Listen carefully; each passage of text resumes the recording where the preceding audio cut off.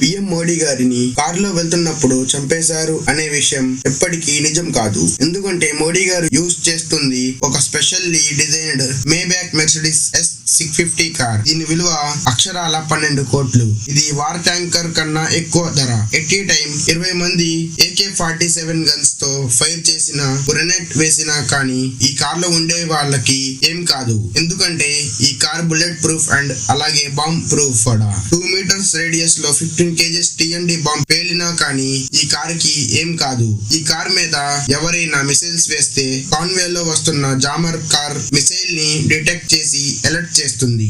ఈ Maybach Mercedes S650 car tyres కి bullets తగిలినా కానీ ఫ్లాట్ టైర్స్ తో కార్ ని 90 km/h స్పీడ్ లో డ్రైవ్ చేయవచ్చు.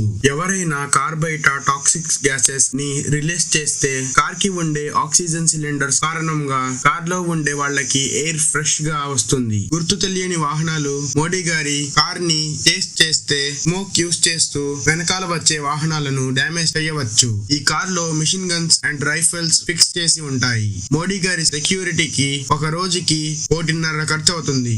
ఎవరైనా అటాక్ చేస్తే పిఎం కాన్వే నుండి 20 మంది SPG కమాండోలు వచ్చి ప్రతి సెకండ్ కి 100 బుల్లెట్లు ఫైర్ చేసి అటాకర్ ని లేపేస్తారు. ఇలాంటి మరి ఎన్నో ఇంట్రెస్టింగ్ ఫ్యాక్ట్స్ కావాలంటే మన ఈ ఉస్తాద్ రఫీ ఫ్యాక్ట్స్ ని సపోర్ట్ చేయండి.